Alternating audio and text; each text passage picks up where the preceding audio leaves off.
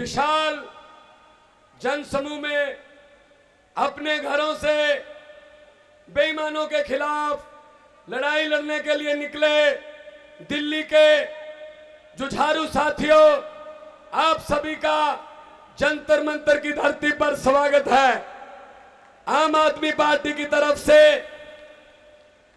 आज जो संघर्ष किया जा रहा है, और बड़े ताज्जुब की बात है कि दुनिया की सबसे बड़ी डेमोक्रेसी, दुनिया का सबसे बड़ा लोकतंत्र भारत आज इतना बड़ा जनसमूह इकट्ठा होकर कह रहा है जी वोट डलवाओ, हमारी चुनी हुई सरकार लेके आओ। इनको शर्म आनी चाहिए जो अच्छे दिन आने वाले जो बैठे हैं दिल्ली की सत्ता पर।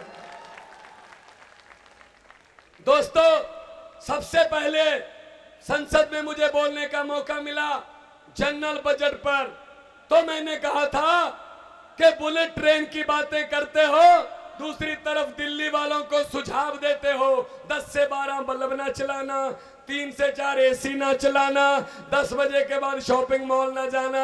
मैंने कहा ये तो पाबंदियां लग रही हैं, दूसरी तरफ बुलेट ट्रेन की बातें चल रही हैं। बिजली नहीं है तो बुलेट ट्रेन कैसे चलेगी?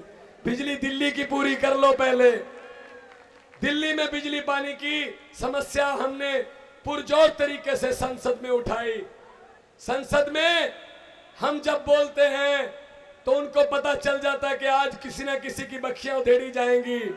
इनको पता चल जाता है क्योंकि हमारे पास बोलने के लिए आम लोगों की जुबान है, आम लोगों की भाषा है, आम लोगों की समस्याएं हैं। मैंने पूछा था कौन से चेंज की बात कर रहे हो मोदी साहब, कौन सा बदलाव आ गया?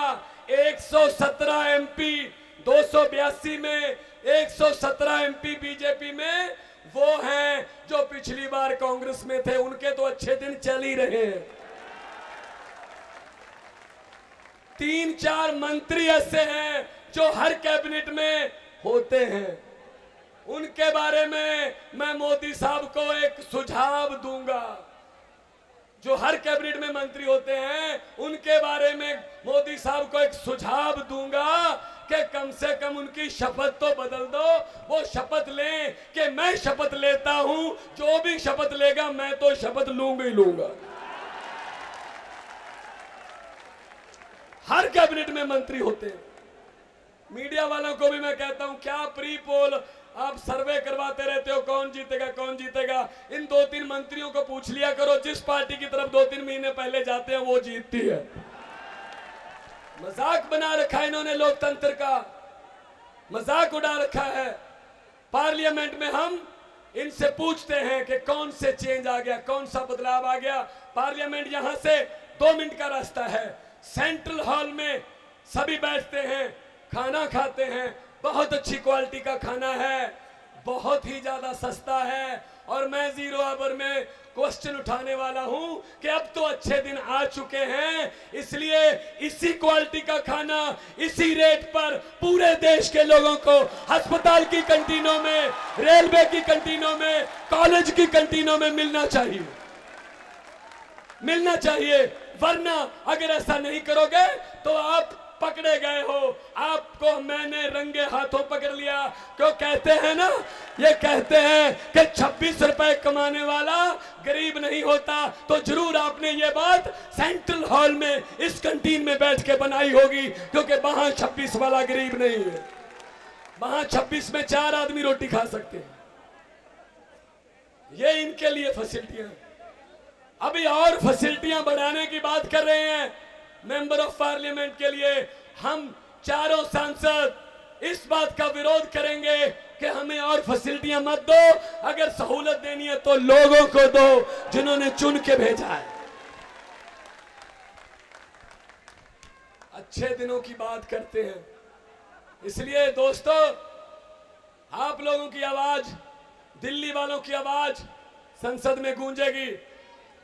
जब दिल्ली के बजट पे मैं बोल रहा था तो मैंने पूछा था अरुण जेटली जी, अभी भी पोस्टर लगे पड़े हैं फटे पुराने दीवारों पर दिल्ली के कि 30% बिजली के रेट कम कर देंगे। आपने तो 9.4% बढ़ा दिए। कहां गए वो वादे? जब आम आदमी पार्टी की सरकार थी 20,000 लीटर पानी पर हाउस फ्री आता था, टैंकर माफिया पर कंट्रोल हो गया था। इन्होंने आते ही वो पानी जो है वो भी बंद कर दिया और टैंकर माफिया फिर सक्रिय हो गया। दिल्ली में ये जो आम आदमी पार्टी ने सब्सिडी दी थी बिजली पर वो भी खत्म कर दी। शीला दीक्षित के समय से जो चलती थी वो भी खत्म कर दी। और उसके बाद 260 करोड़ रुपए का एक छोटा सा लॉलीपॉप थमा दिया कि हमने भी कम कर दिया। 10 रुपए बढ़ा के 2 रुपए कम कर देते हैं। 2 कोई गाते रहते हैं 2 कम किए 2 कम किए, अरे 8 बढ़ाए भी तो हैं, वो याद नहीं रहते इनके। मैं याद करवाता हूं फिर वहां पे। फिर जेटली साहब को थोड़ा थोड़ा पसीना आता है माथे पर।